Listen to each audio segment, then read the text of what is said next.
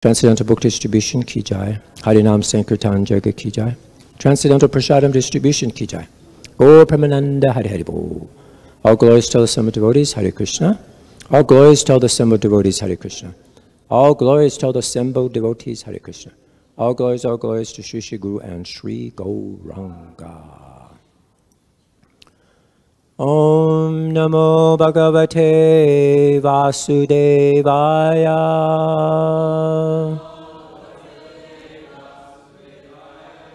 Om Namo Bhagavate Vasudevaya.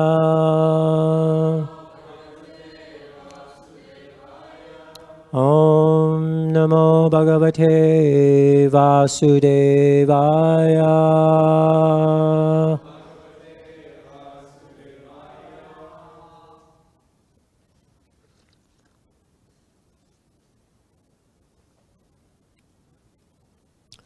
Jai, thank you for coming.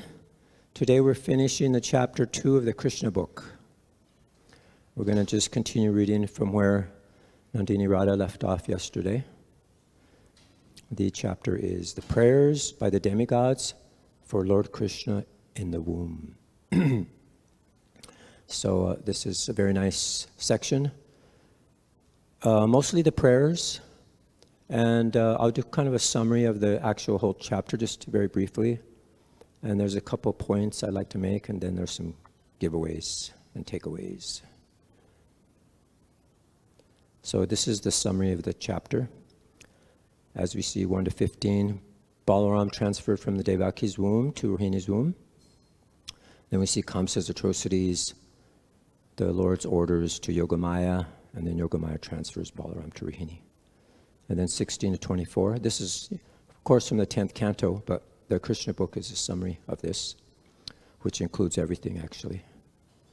And then Lord Krishna enters Devaki's womb. And first he enters the mind, then the womb. And then Kamsa, his thoughts about seeing the effulgent Devaki. And then our section here is the 25 to 42. Pretty much last half of the chapter.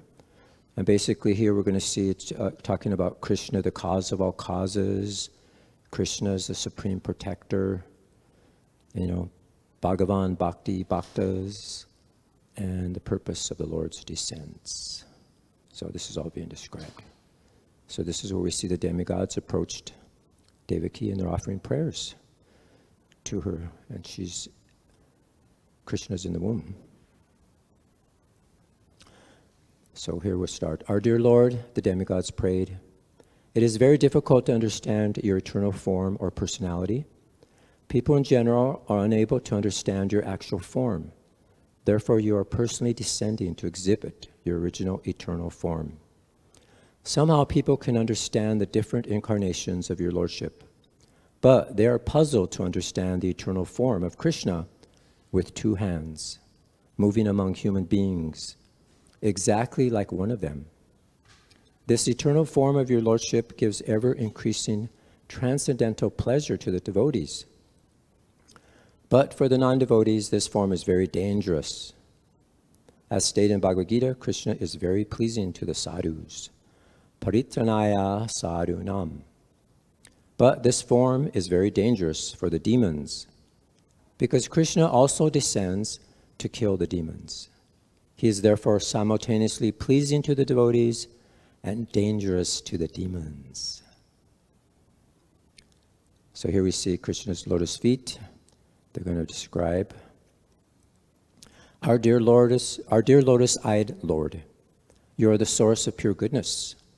There are many great sages who simply by samadhi or transcendentally meditating upon your lotus feet and thus being absorbed in your thought have easily transformed the great ocean of nescience created by the material nature into no more than the water in a calf's hoofprint.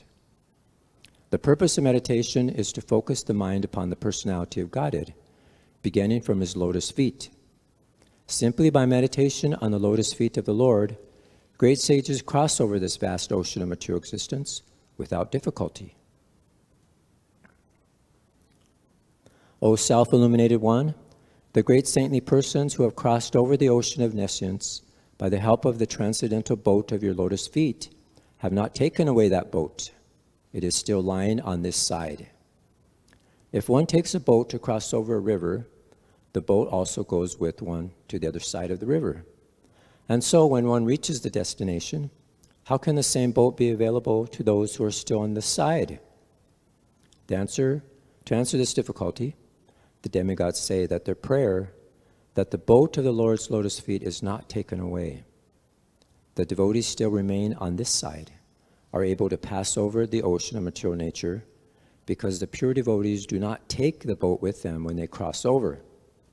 One simply approaches the boat, when one simply approaches the boat, the whole ocean of material nescience is reduced to the size of the water in a calf's hoof print. Therefore, the devotees do not need to take the boat to the other side. They simply cross the ocean immediately, because the great saintly persons are compassionate toward all conditioned souls. The boat is still lying on this side. In other words, one can meditate upon the lotus feet of the Lord at any time, and by so doing, one can cross over the great ocean of material existence. Amazing. So this is where we cross over to associate with Krishna. So meditation means concentration upon the lotus feet of the Lord.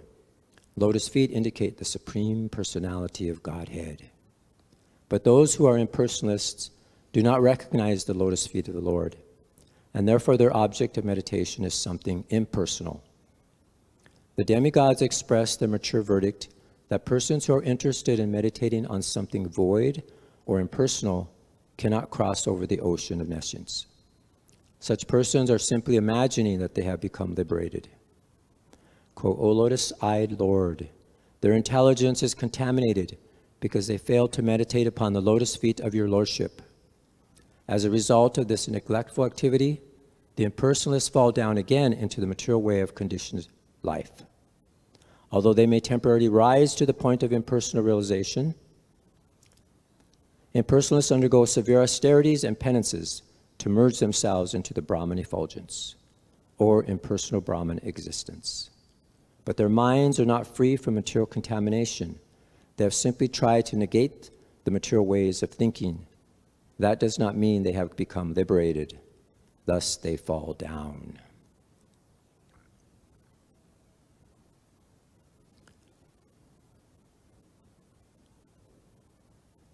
In the Bhagavad Gita, it is stated that the impersonalist has to undergo great tribulation in realizing his ultimate goal. At the beginning of the Srimad Bhagavatam, it is also stated that without devotional service to the Supreme Personality of Godhead, one cannot achieve liberation from the bondage of fruitive activities.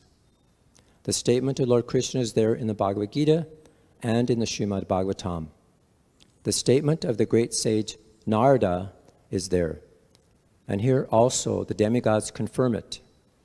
Persons who have not taken to devotional service are understood to have come short of the ultimate purpose of knowledge and are not favored by your grace. The impersonalists simply think that they are liberated, but actually they have no feeling for the personality of Godhead. They think that when Krishna comes into the material world, he accepts a material body. They therefore overlook the transcendental body of Krishna. This is confirmed in the Bhagavad Gita. Avajananti mam mudha. In spite of conquering material lust and rising to the point of liberation, the impersonalists fall down. If they are engaged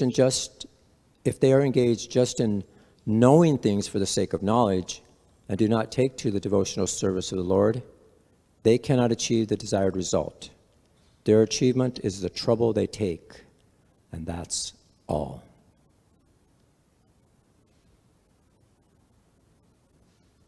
It is clearly stated in the Bhagavad Gita that to realize Brahman identification is not all. Brahman identification may help one become joyful without material attachment or detachment, and to achieve the platform of equanimity, but after this stage, one has to take to devotional service.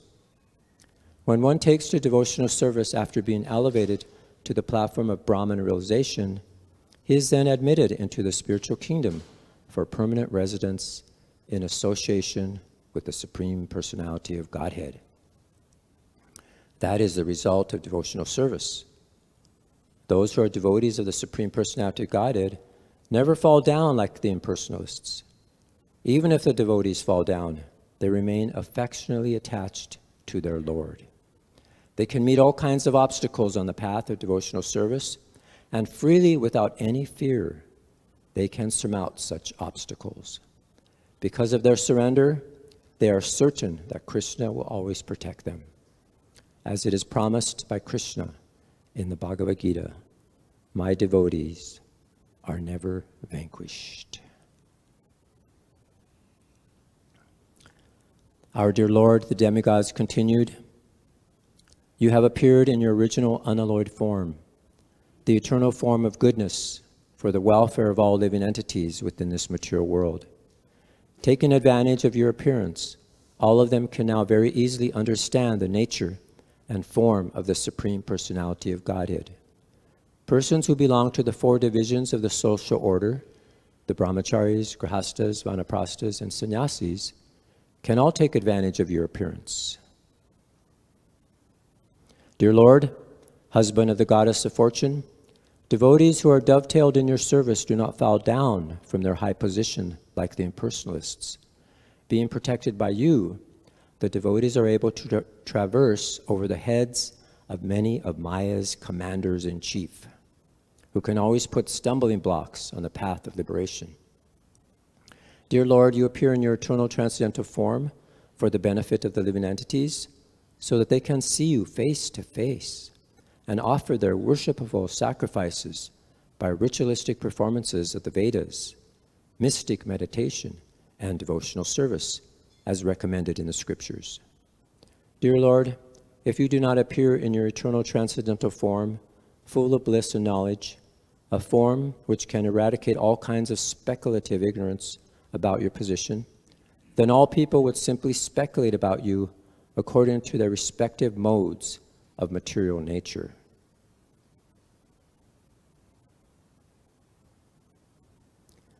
The appearance of Krishna is the answer to all imaginative iconography of the Supreme Personality of Godhead. Everyone imagines the form of the Supreme Personality of Godhead according to his mode of material nature. In the Brahma Samhita, it is said that the Lord is the oldest person. Therefore, a section of religionists imagine that God must be very old, and therefore they depict him, a form of the Lord, like a very old man. But in the same Brahma Samhita, that is contradicted. Although he is the oldest of all living entities, he has his eternal form as a fresh youth. The exact words used in this connection in Srimad Bhagavatam are Vijnanam Ajnana Bida Pamarjanam. Vijnana means transcendental knowledge of the Supreme Personality of Godhead. Vijnanam is also experience knowledge. Transcendental knowledge has to be accepted by the descending process of the disciplic succession. As Brahma presents the knowledge of Krishna in the Brahma Samhita, the Brahma Samhita is Vijnanam, as realized by Brahma's transcendental experience. And in that way, he presented the form of the pastimes of Krishna in the transcendental abode. This knowledge is Ajnana Bida Pamarjanam, that which can smash all kinds of speculative or speculation in ignorance. People are imagining the form of the Lord. Sometimes he has no form, and sometimes he has form, according to their different imaginations. But the presentation of Krishna in the Brahma Samhita is Vijnanam, scientific, experienced knowledge given by Lord Brahma and accepted by Lord Chaitanya. There is no doubt about it. Krishna's form, Krishna's flute, Krishna's color, everything is reality. Here it is said that this Vijnanam is always defeating all kinds of speculative knowledge. Therefore, without your appearing as Krishna, as you are, neither Ajnana Bidamarjanam, destruction of the nescience of speculative knowledge, nor Vijnanam would be realized. In other words, your appearance will vanquish the ignorance of speculative knowledge and establish the real experience knowledge of authorities, like Lord Brahma. Men influenced by the three modes of material nature imagine their own God, according to the modes of material nature. In this way, God is presented in various ways, but your appearance will establish what the real form of God is. So there's the speculators, there are blunderers, and they even say the highest blunder committed by the impersonalist is to think that when the incarnation of God comes, he accepts the form of matter in the mode of goodness. Actually, the form of Krishna or Narayan is transcendental to any material idea. Even the greatest impersonalist, Sankaracharya, has admitted, Narayano pada vyaktat. The material creation is caused by the avyakta, impersonal manifestation of matter, or the non-phenomenal total reservoir of matter. But Krishna is transcendental to that material conception. That is expressed in Srimad Bhagavatam as Suddha Sattva, or transcendental goodness. He does not belong to the material mode of goodness, and he is above the position of material goodness. He belongs to the transcendental, eternal status of bliss and knowledge.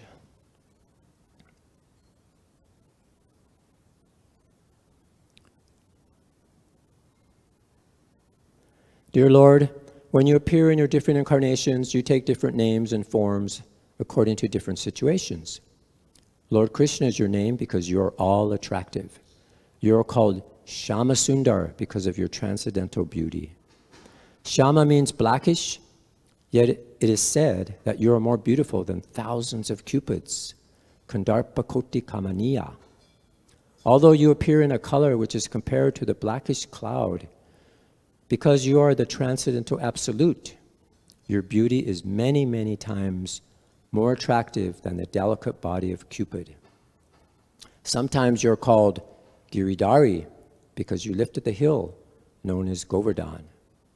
You're sometimes called Nandanandana or Vasudev, or Devaki Nandana because you appear as the son of Maharaj Nanda or Vasudev or Devaki. Impersonalists think that your many names or forms are given according to a particular type of work and quality because they accept you from the position of a material observer.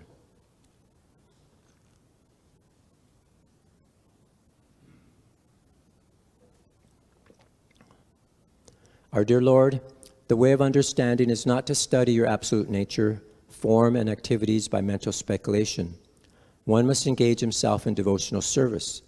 Then one can understand your absolute nature and your transcendental form, name, and qualities. Actually, only a person who has a taste for the service of your lotus feet can understand your transcendental nature or form and qualities.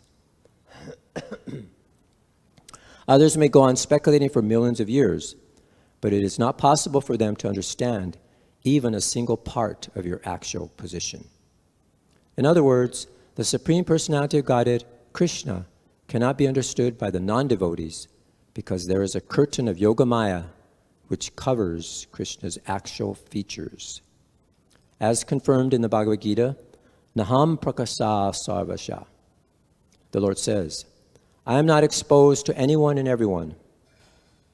When Krishna came, he was actually present on the battlefield of Kurukshetra, and everyone saw him, but not everyone could understand that he was the Supreme Personality of Godhead.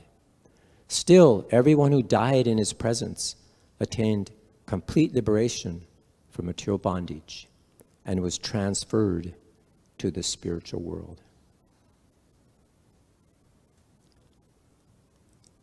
O Lord, the impersonalists or non-devotees cannot understand that your name is identical with your form.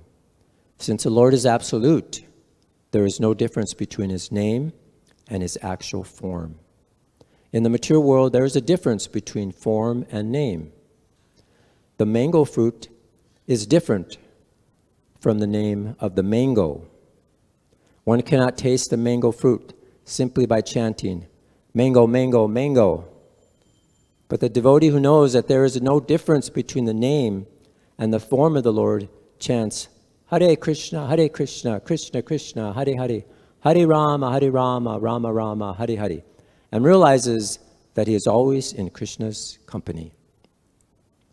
For persons who are not very advanced in absolute knowledge of the Supreme Lord, Krishna exhibits his transcendental pastimes. Such persons can simply think of the pastimes of the Lord and get full benefit. Since there is no difference between the transcendental name and form of the Lord, there is no difference between the transcendental pastimes and the form of the Lord. For those who are less intelligent, like women laborers or the mercantile class, the great sage Vyasadeva wrote the Mahabharata. In the Mahabharata, Krishna is present in his different activities. The Mahabharata is history, and simply by studying, hearing, and memorizing the transcendental activities of Krishna, the less intelligent can also gradually rise to the standard of pure devotees.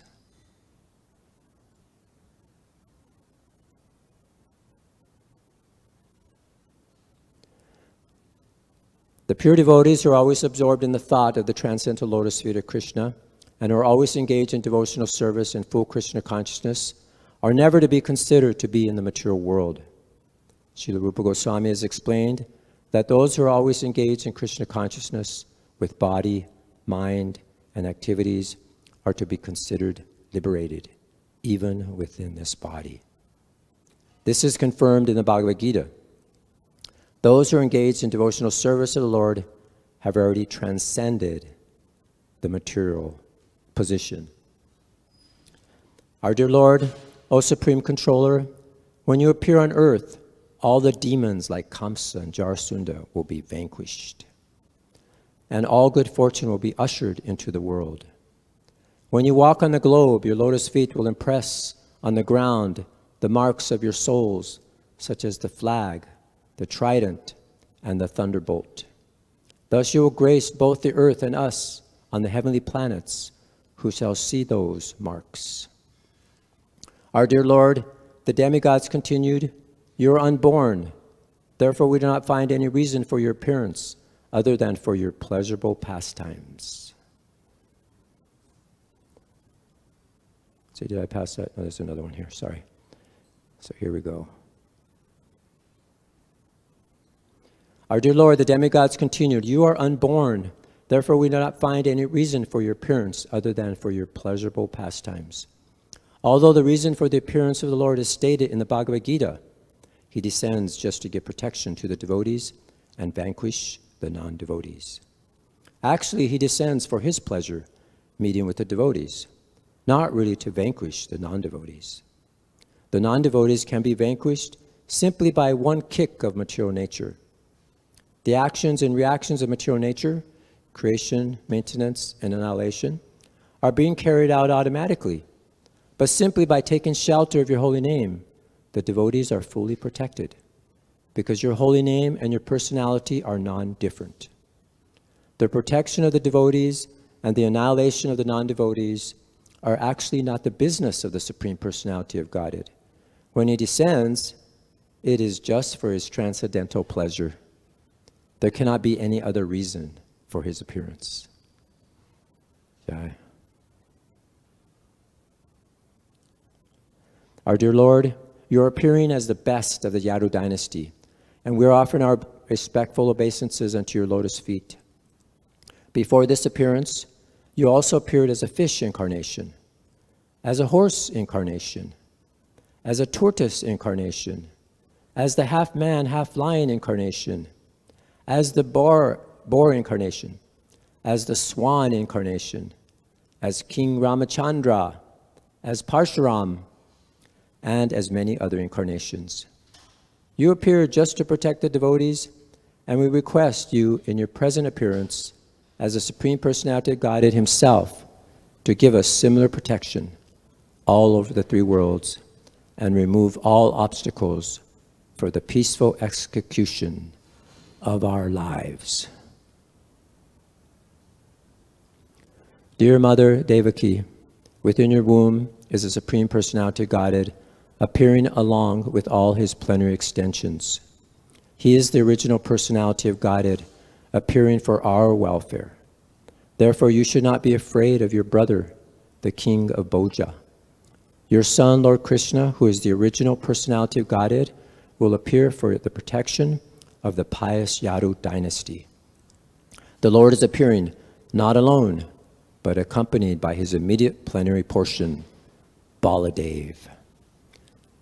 Devaki was very much afraid of her brother Kamsa because he already killed so many of her children. So she was very anxious about Krishna. In the Vishnu Purana, it is stated that in order to pacify Devaki, all the demigods, along with their wives, used to visit her to encourage her not to be afraid that her son would be killed by Kamsa.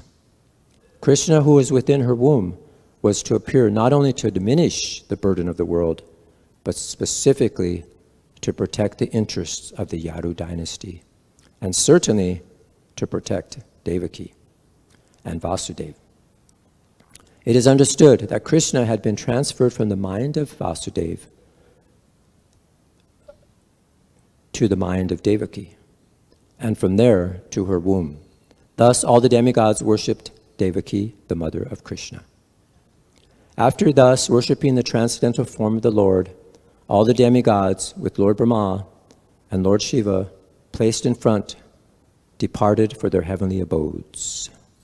Thus ends the Bhaktivedanta purport of the second chapter of Krishna, Prayers by the Demigods for Lord Krishna in the Womb. Wow, so we finished the chapter, and here's a summary of the prayers. I kind of broke it down here for you.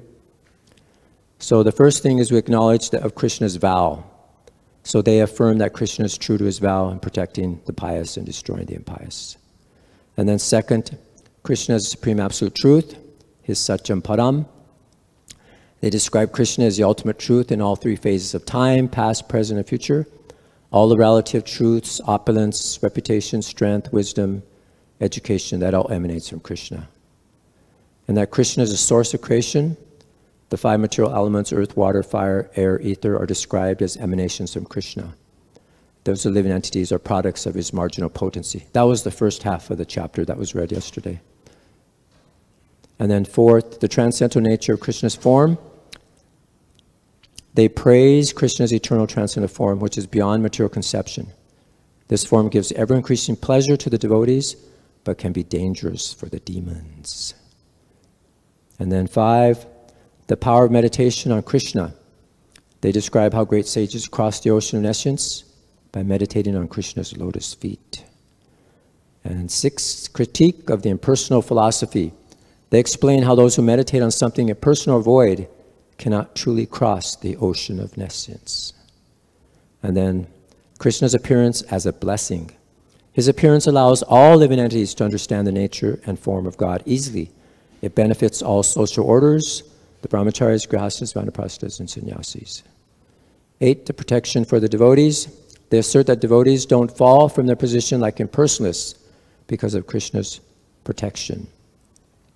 And the purpose of Krishna's appearance is to eradicate speculative ignorance about his position, to allow people to see him face to face and to worship him.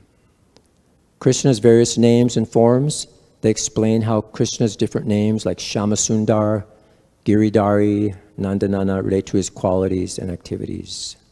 So this is really important, the multiple names of Krishna. They acknowledge him in his different incarnations. And this reflects our understanding of God. He can manifest himself in many different ways. And how these names, they correspond to his qualities and activities. Each name is not arbitrary, but it has deep meaning, and it reflects his qualities, his activities, and his relationships. For example, Krishna, this means all attractive. It suggests that he possesses all attractive qualities in full, and everybody's drawn to him. And the name like Shyamasundar, it describes his physical appearance. Shyama means dark complexioned or blackish, while Sundar means beautiful. So this emphasizes Krishna's transcendental beauty that surpasses thousands of cubits. And then Giridhari, this means the lifter of the hill, referring to the pastimes of Govardhan Hill to protect the inhabitants of Vrindavan from Indra's wrath.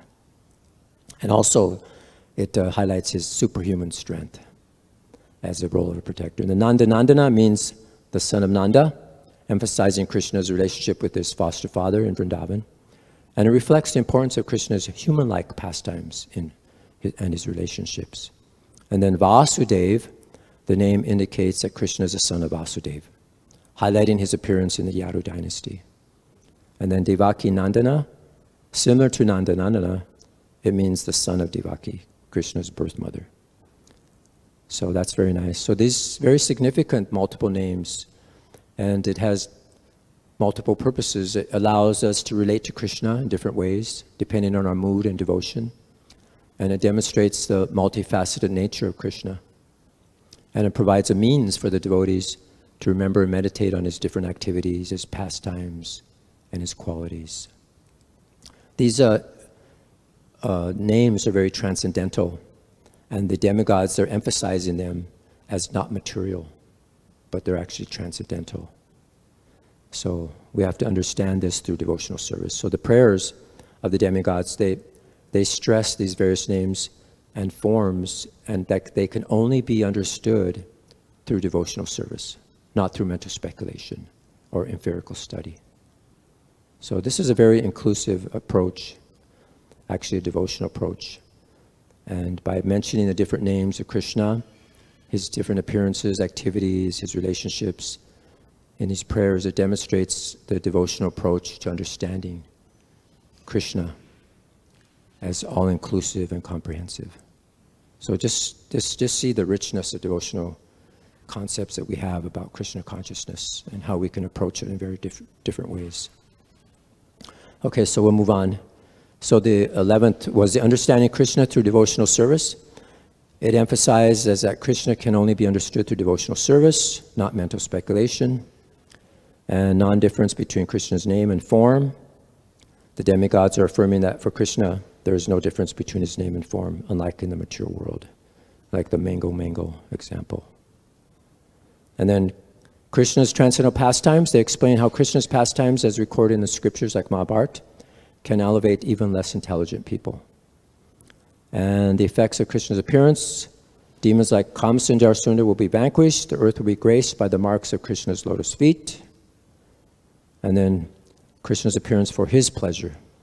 They actually understand that Krishna's primary reason for appearing is for his own transcendental pleasure. And then they recount his previous incarnations, the fish, horse, tortoise, so many different incarnations he comes. And then the prayer for protection. They request Krishna to give protection and remove obstacles in all the three worlds.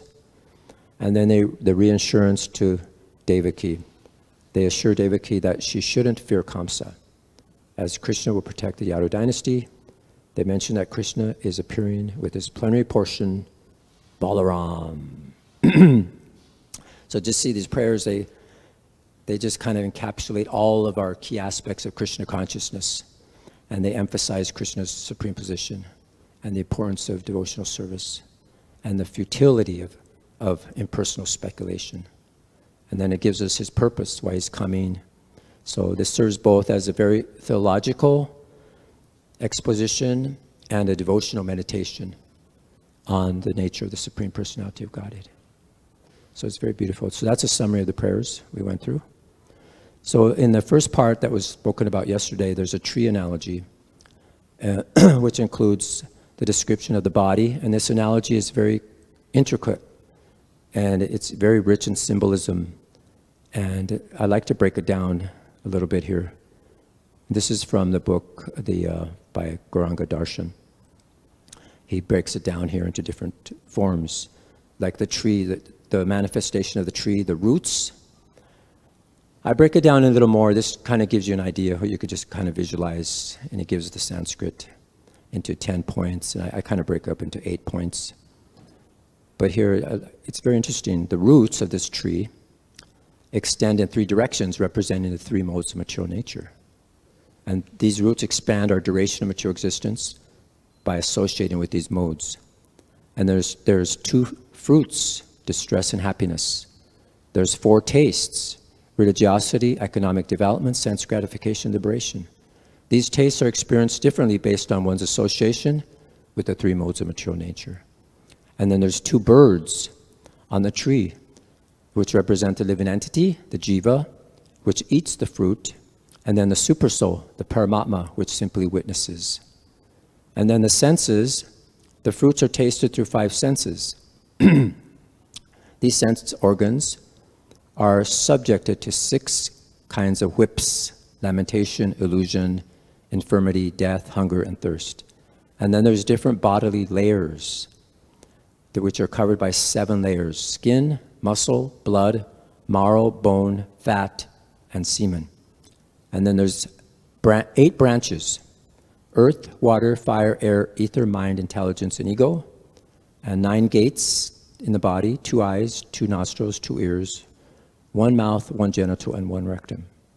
And then the internal air, 10 kinds of internal air passing within the body: the prana, apana, udana, vyana, samana, etc. So this analogy actually serves multiple purposes. It shows us the complexity of the material existence and the human body. And it shows that the living entity entangled in the material nature through various aspects of our body and mind. And it demonstrates the presence of the supersoul alongside the individual soul in the body. And it highlights how material existence offers both pleasure and pain, and how these experiences are mediated through the body and the senses. So this provides a framework for understanding how spiritual practices like yoga, devotional service, interact with these various aspects of material existence. So it just shows this complex structure. The entire material manifestation ultimately rests on the Supreme Lord Krishna. He's the root cause and understanding. And this can help us to transcend this material existence. So this shows how it encourages to look beyond this temporary nature of the body and the material world, but towards eternal spiritual reality represented by Krishna. So here's a couple of takeaways. I actually did a tree of material manifestation. It's a little website. It's interactive. It's different than this and more complete. And then also a breakdown of the prayers to the demigods. So if you want to scan those, you're welcome to scan those, or we'll go back. But let me just finish with the last slide here. I mentioned it in that analogy, the 2 birds in the tree, the living entity, the jiva, which eats the fruit, experiences happiness and distress, and then the supersoul, which is simply witnesses. So there's a very nice process for understanding and seeing the supersoul within the heart. This is described in the 2nd canto. And I also put a link for that, where there's 12 steps to perceiving the Supreme within, and it's a daily practice guide. So just see, this chapter serves to establish Krishna's supreme position, the purpose of his appearance, and the importance of devotional service, while also providing a metaphysical explanation of the material world's relationship with the Supreme Lord. So that's it. So actually, we ended at 8:29 and 30 seconds.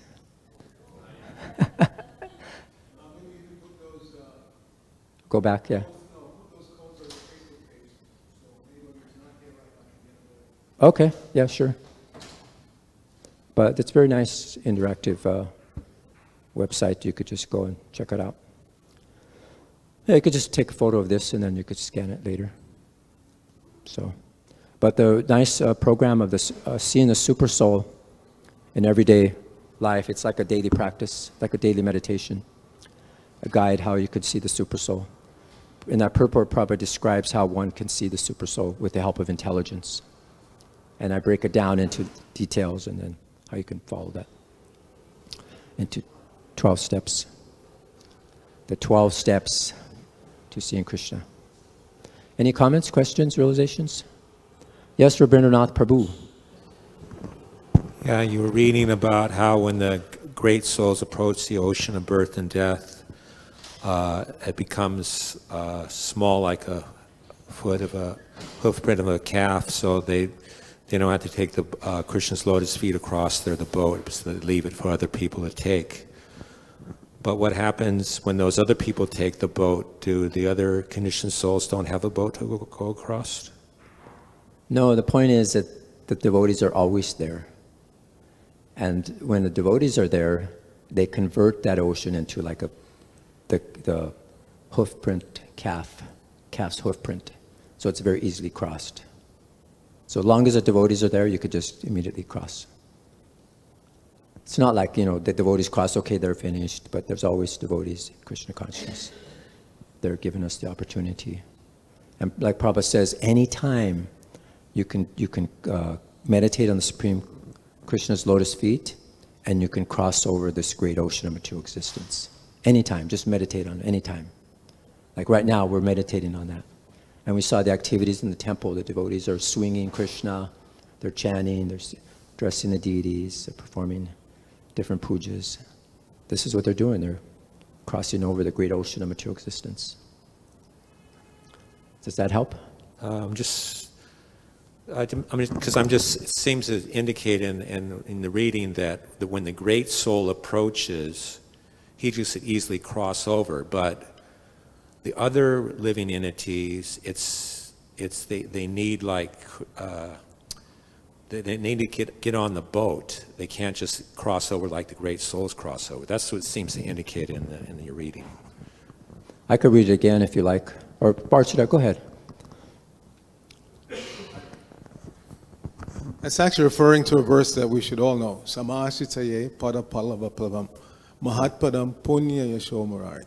Bhavambari vatsapadam parampadam parampadam yad vipadam natesham. So it says, Samashitaye padapalava, from one who takes shelter of the lotus feet of Krishna, mahatpadam punya, which are so large they could cover the whole material existence. Mahatpad.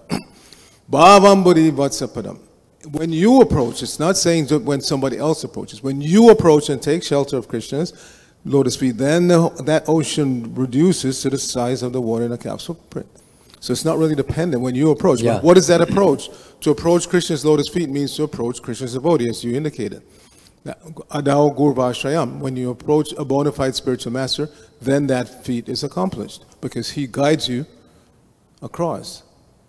So everybody is recommended to take shelter of a spiritual master. And that indicates that you're taking shelter of... We don't take shelter of a guru, as we've been hearing recently, to get economic development or to become great and this way. You approach to take shelter of Krishna. That's what the guru's job is, to guide you how to take shelter of Krishna. When you actually do that, then Vatsapadam, it becomes small and you can step right over. And that process remains for all future generations. It's not done in just once and that's it. Yeah, it says, therefore the devotees do not need to take the boat to the other side. They simply cross the ocean immediately because the great saintly persons are compassionate toward all conditioned souls. The boat is still lying on this side. In other words, one can meditate upon the lotus feet of the Lord at any time, and by so doing, one can cross over the great ocean of material existence. Jai. I think it's clear now. Any other comments, questions? Yes.